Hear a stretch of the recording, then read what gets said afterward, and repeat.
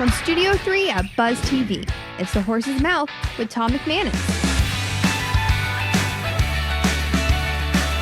All right, welcome into a special edition of The Horse's Mouth here on Buzz TV at the bar at Tommy Max. We're talking ball, we're talking business, we're talking a friendship for a long time. You know him as Killer Bees, Aaron Beasley, number 21.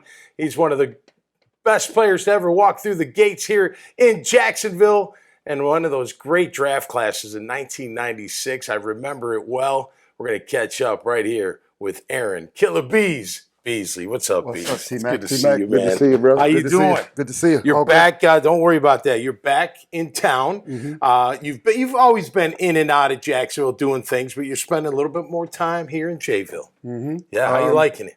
Good to have you back. It's good to be back. Cheers, man. Cheers, my Absolutely. man. I think we have one of these back on my recruiting visit. Boston, that's right. You know what? That's right. We met on your recruiting trip to Boston College way back. I'll never forget. I mean, that was like one of my first visits. Yep. And I remember I haven't been around big people. I saw how big you were. You were T-Mac, because that's when Brian Bosworth was out. That's right. You had the cut up there to show the traps were here. Yeah. I was like, man. And then you had that cast on. I remember you had a cast on. That's right. I did. Yeah, so I have a good memory, man. That's right.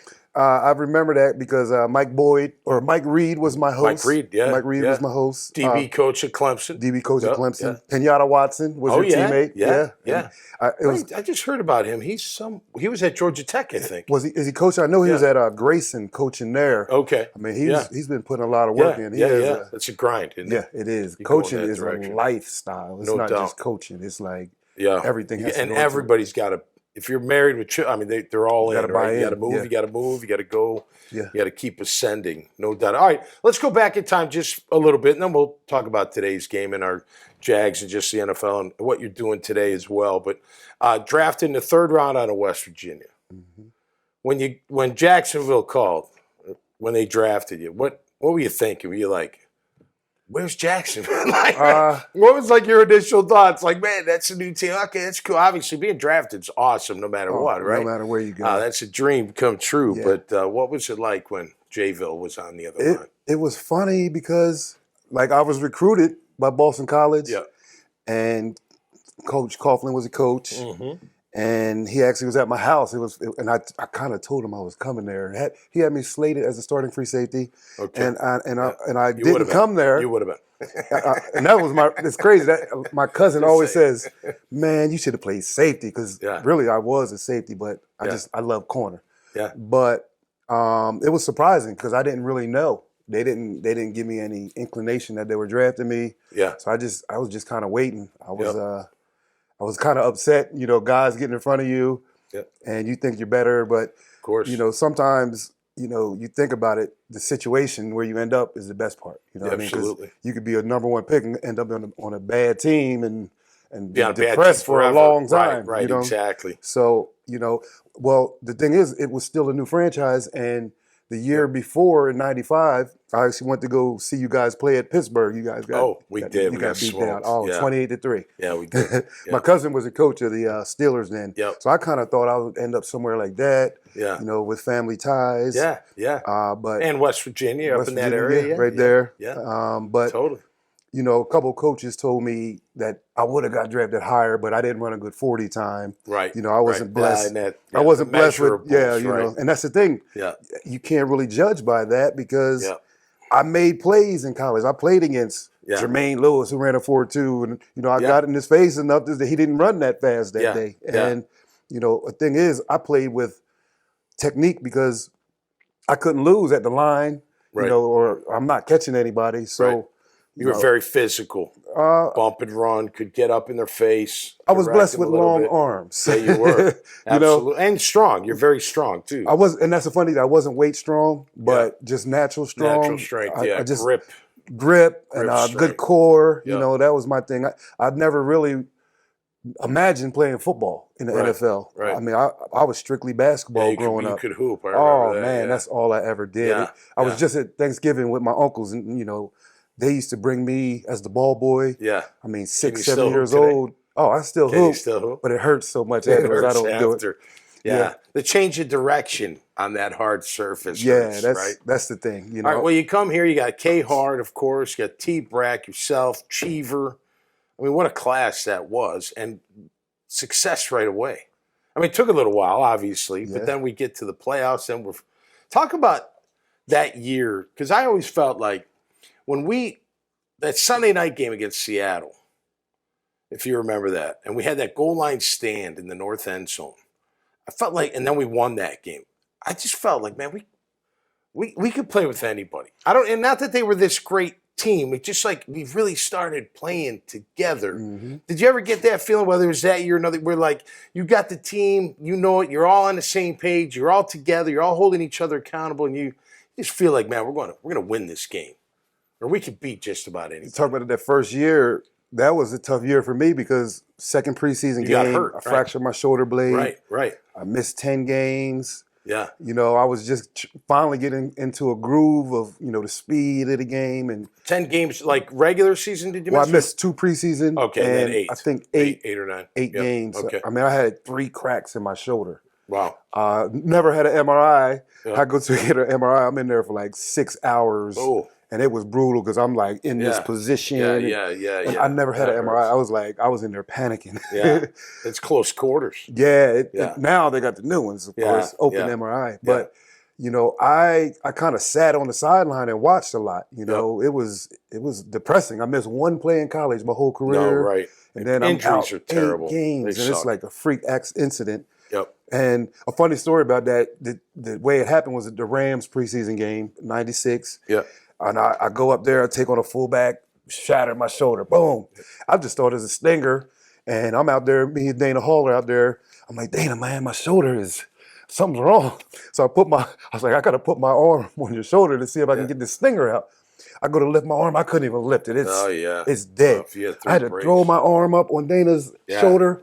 And I'm like, man, something ain't right. By the time we got the call, I have to run out to go cover Eddie Kennison, who runs like a 4.2, and I'm out there with 1 arm, and they threw my way. I made the play, and I ran right into the MRI room. I had to go get an X-ray. So you played through the Jags and then the Jets, right? 9 total years, is that correct? 9 years. 9 years. 6 Did you have years. it in between? 6 years here. Yep. 2 with the Jets. Atlanta. You finished with Atlanta, and then 1 with Atlanta. You had 1 with Atlanta. Yeah. What was your favorite year? Whether here, Jets, Atlanta, whatever. I would say here. You know, coming in as a rookie. And 99 when you even picked that off Marino. You said you were going to have 2 picks, didn't you? Yeah, I called it. Called my shot. Not 1, 2. Yeah. Not 1. I didn't even want to get any more after that. Yeah. Yeah, right. No doubt. But, you know, it was probably here, man, the 99 year, you know, winning like that. I mean, it's the ups and downs of football because at the end we didn't make it, but it was like we were riding high, man. We were all making plays. I mean, it was like we were fighting to find that ball. It was turnover city. I mean, should have never done the video. Should have never done the video. I said that too. They asked me to do the song, and I said, "What? That's his locker room material." Yeah, it's like when we played too early. When we played Denver. Too early. Yeah. When we played Denver, and Woody Page calls us the Jaguars. Yeah, that helped. And back then we didn't have all this technology. It was just a black and white piece of paper. And it was like smashed on our door right before you walked. That's right. And you're like, what is that? What are you saying? Seriously. Got you all fired up. And it's like, all right, we're going to take a quick time out. I want to get into what you're doing today. All right. We'll talk a little bit about the league and our Jags in 2022. More to come right here on The Horse's Mouth. Born out of the bold city of the South, the Southern Grill has been a mainstay in Jacksonville's South Bank for 24 years. From sunup to sundown, Southern Grill serves up home-cooked meals daily. From breakfast to Southern cooked barbecue, sandwiches, wraps, platters, and vegetarian options, the Southern Grill has you covered. At night, enjoy some live music at our full bar or catch this week's best college or NFL game with our NFL Sunday ticket. Dine in, to go, delivery, or catering. Enjoy a taste of the South at the Southern Grill.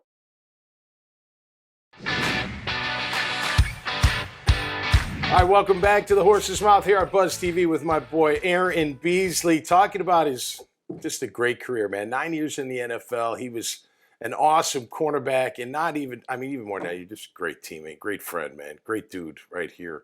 So let's get into what's going on today with Aaron Beasley? I know you got a lot going on. You're in the technology space. You're back in Jacksonville and making your mark once again off the field.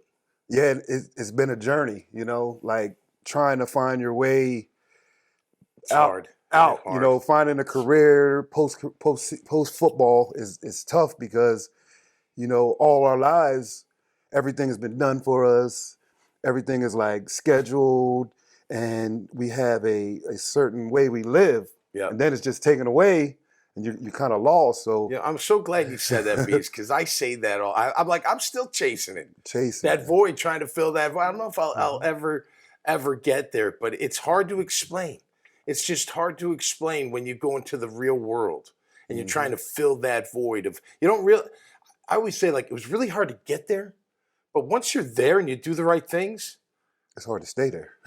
Well, I was going to say it's easy, and now, granted, you got to stay healthy, but it's easy to stay there because they trust you. You're working out, you're working hard. You know what I mean? Like, if you do the right about things, an easy gig compared to out in the real world, especially the amount of money you get paid to play a sport you love. You know, no doubt. And it's like I talk to a lot of guys at the Walter Camp All-American, and I get to see them before they make it, and it's like a lot of guys don't realize the opportunity. I mean, they realize it. But what I tell them, and I can kind of say, because you always have some regret, and I want to change in my career, some things that I would want to change. But I always tell them, just put everything into it. Because when it's over, it's over. Don't you got to sacrifice a lot of things. It's true. Sacrifice being out, sacrifice all that stuff. It's hard. I should have went out twice a week instead of 4 nights a week. Hey. I do think about that because we went out a lot, or I went out a lot. I know that. I mean, we worked hard. And that didn't deter anything from waking up and going to work but we probably could have been a little bit better. Could have been better. Just a little bit better. Totally agree. I mean, we're young, right out of college. We're young, dumb, full of I know. Exactly. And that's the thing. Like, we had structure though. Right. And when you don't have structure, think about it. From 9th grade until the end of your career, there's been a schedule for you. You know what you're doing pretty much every day. Like college classes, you kind of get the pick of the litter. Because football brings in the money, but we've always had that. That crutch and that ability and passed on VIP service and when it's going, it's like, what do I do? Right. Funny story, I tore my Achilles playing flag football. I didn't know what to do. I go to the doctor. I said, here, I want to get an MRI. I go right to the MRI place. I'm like, they're like, no, you got to go to the doctor, get a prescription. I'm like, man, no, I'm not used to that. We come here, Mike Ryan signs a prescription, we go and just it's lined up for us. Yeah. When I tore my bicep, I called Mike Ryan. I'm like, what do I do? He's like, does it hurt? I said, yeah, it hurts really bad. And he's like, can you make it fit? So I'm like, yeah. He's like, all right, we'll talk, no big deal. If you want to fix it, you fix it. If not, well, so you're pretty much an entrepreneur, right? I mean, you would say involved in a lot of different things, still involved in the game to a certain degree, right? Yeah. I mean, I train younger guys, work them out. So talk about playing corner in today's game is how it's different than maybe when you were playing. Now, granted, you can't be as physical past the 5 yards, right? But you still can be physical at the line of scrimmage if you can get your hands on them. But how has it changed? Man, I would say the biggest change is how many big, strong, fast, athletic receivers there are. No doubt. You look at every team, it is like it's some freaks on every team. I know. You got a DK Metcalf, you got an AJ Brown. Flying down the field. Flying, strong, probably lifting what you were lifting. Can grab the ball, can go up, can do it all. DK Metcalf, he did it 25 times, and he runs a 4.31. Yeah. Think about that. Yeah. And he's 6'4". 6'4". I got a picture with him. I'm like, man, I look like a midget next to that dude. Wow. But I would say that. And, just I think as a corner, a lot of guys, when I watch them, they don't use their hands enough. That's one thing I used to try to work, using the length of my arms and my hands. And if you don't stop the timing and the rhythm of a game or the rhythm of the play, it's like the passing play. It's all based on time. Let me ask you this, because you notice a lot. One of my buddies sent me this. His son's in high school. He's a corner. Sent me his huddle. I said, what does he play? He's like, well, he plays skate. Basically, like, you just open your hips and run right with away. him. And I'm like, yep. You don't open the gate. You open the gate. You don't hit him at all. Like, no, you don't. I mean, you might put your hand on him, but I was like, wow, that's a tough way to play corner because now you're not dictating anything in that situation. What you're talking about is you get to dictate a little bit. If you can get your hand on him to stop that forward motion, or wherever he's trying to go, just for a split second, you've disrupted the timing between him and the quarterback. Yeah, because football is a game of choreography. It is. The plays, the way they're run. You think guy goes out, guy comes in, guy goes deep. Exactly. And the ball has to be thrown on time. Some music to that. And the ball has to be thrown on time every time. I sit and watch games and I watch a play and in the snap, 1, 2, 3. I'm always like, throw it. Yeah. If you don't throw it in that window, you're probably gonna get sacked. No doubt. Or somebody's not gonna be open, or you're gonna throw or make a mistake. Yeah. But that's why you have to put hands on these guys, and you can't have free releases because they work on that timing all week, and they throw into a spot. Yeah. The quarterback and the receiver feel the rhythm, and he knows exactly where to throw it. Yep. I always talk to my DBs when I'm training them, you have to get them off of their tracks. The tracks are 2 to 3 yards. They're on a tree. With width. Right. Yeah. And like a lot of guys, I don't know if they study the game or they just study plays. Yeah. Like I didn't watch how many points they scored. I could watch individual one play for like 5 minutes just because I want to see his release. Right. Like, see how he comes off. And I wouldn't even see the rest of the play. As we wrap up this segment real quick, who's your favorite corners today? My favorite corner? Give me 2 or 3. I like Sauce as a young corner. I like Sauce. I like our guy, Tyson. He's pretty tight. He gets it now. Yeah. You can see that he gets it. I love Jalen. Yeah, Jalen with his size. He's a lot like you. Yeah, and he get up there and dictate. And he plays physical, and I love his technique. Except when the running back's running at him. Tackle him. You would tackle him. He does not. Sometimes that is one of the hardest tackles. That angle. This. Hey man, you're a good cover. You have to cover 2. You got that force. You got to make that play. They come to you. All right, more with Aaron Beasley. One more segment right here on the Horse's Mouth on Buzz TV. Out of the bold city of the South, the Southern Grill has been a mainstay in Jacksonville's South Bank for 24 years. From sunup to sundown, Southern Grill serves up home-cooked meals daily. From breakfast to Southern cooked barbecue, sandwiches, wraps, platters, and vegetarian options, the Southern Grill has you covered. At night, enjoy some live music at our full bar or catch this week's best college or NFL game with our NFL Sunday ticket. Dine in, to-go, delivery, or catering. Enjoy a taste of the South at the Southern Grill. All right, welcome back to the Horse's Mouth here on Buzz TV, hanging with Aaron Beasley, Killer Bees, right here at Tommy Max Bees. As we wrap up this show, why are so many receivers wide open against our defense? It's happened most of the year. I know a lot of in zone. There's windows. There's always windows, but they close very quickly, especially if pressure. Why are they out of position? Are they not knowing what they're doing? The missed assignments, mental errors. What do you think's going on? I think youth. We're young. We got Cisco. He's only in his second year, really, first year starting. Okay. Tyson, second year. I just think overall, is it too complex?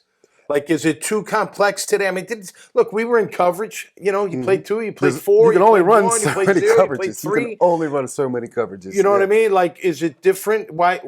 And I know my thinking is, if they're wide open, somebody's made a mistake. Mm-hmm. Like, nobody should be wide open. Somebody's got the flat. Somebody's got the curl. Somebody's got the deep third, deep quarter, deep half.